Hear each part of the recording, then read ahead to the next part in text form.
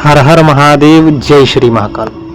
तो आज जिस विषय पर हम चर्चा करने जा रहे हैं, यह विषय बहुत ही आवश्यक विषय है, क्योंकि बहुत सारे लोगों का, देखिए, जब तक तंत्र में आपकी नीयत साफ नहीं है तब तक आप किसी साधना को संपूर्ण नहीं कर सकते। तो आज का जो हमारा विषय है वह इसी पर है। तंत्र में 7 प्रकार की स्त्रियों को वर्जित बताया गया। आखिर ऐसा क्यों है, किस वजह से है, अब इस बात को जानते हैं। सर्वप्रथम, आपके गुरु की पत्नी, जो आपके गुरु हैं, उनकी पत्नी एक आदि शक्ति की स्वरूप होती है।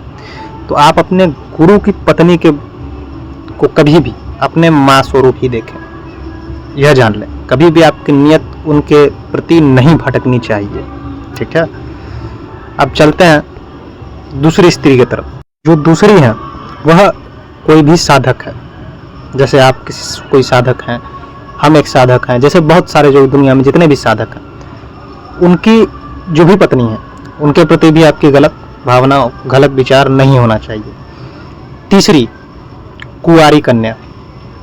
कुंवारी कन्या एक, समझ लीजिए, शक्ति का स्वरूप है। तो उसके प्रति भी आपकी गलत भावना, गलत सोच कभी आपके मन में आना ही नहीं होना चाहिए और कभी आने देना ही नहीं चाहिए। इतना अपने मन को आपको कंट्रोल में जरूर रखना चाहिए। अब बात है चौथी जो है वह है व्रत धारणी स्त्री।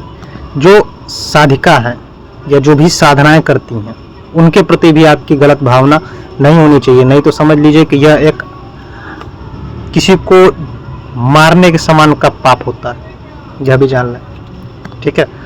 अब बातें हैं 5वीं की तरफ। विकलांग स्त्री। जो भी विकलांग हैं या अपाहिज महिलाएं जो भी होती हैं, उनके प्रति भी आपके मन में एक अच्छा विचार होना चाहिए, हमेशा मदद की भावना होनी चाहिए। उनके प्रति ऐसा नहीं होना चाहिए कि आपने उनकी मदद की तो मदद के जरिए आप कुछ और उनसे मांगने की इच्छा रख रहे हैं या इच्छा शक्ति रख रहे हैं। कुछ और का मतलब सभी समझ रहे हैं, ठीक है ना। तो एक बात का यह भी ध्यान रख लें, जितनी स्त्रियों को बता रहा है सब में कम से कम आपके अंदर मन में काम भावना एकदम नहीं होनी चाहिए, 1% नहीं होनी चाहिए। नहीं तो जान लीजिए कि आपका विनाश तय है, कोई बचा नहीं सकता फिर आपको। अब आते हैं छठी की तरफ। विकृतांगिनी। छठी जो है वह है विकृतांगिनी। आपके मन में या आपके शरीर में कभी भी विकृतांगिनी नहीं होनी चाहिए, नहीं तो वह आपकी ऊर्जा को भी खत्म करेगी, आपके मंत्र बल को भी खत्म करेगी और आपका जो भी साधना है वह भी खंडित हो जाएगी, वह कभी साधना आपको फल नहीं देगी। अब जानते हैं 7वीं की तरफ। 7वीं और आखिरी हमारी गुब्जा स्त्री है, जो समाज की गंदी नज़रों को हमेशा अपनी तरफ देखते हैं और लोग उसको बोलते रहते हैं। तो गुब्जा स्त्री से भी आपको हमेशा, उसको भी आपको इज्जत और मान सम्मान हमेशा देना है। तो यह थी 7 स्त्रियां जिनको आपको मान सम्मान, इज्जत भावना और काम भावना आपके मन में कभी गलती से भी इनके प्रति आनी ही नहीं चाहिए, ठीक है।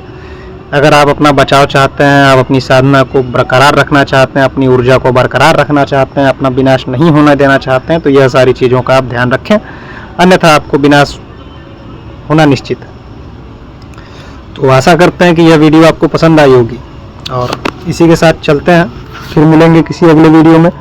तब तक के लिए हर हर महादेव, जय श्री महाकाल।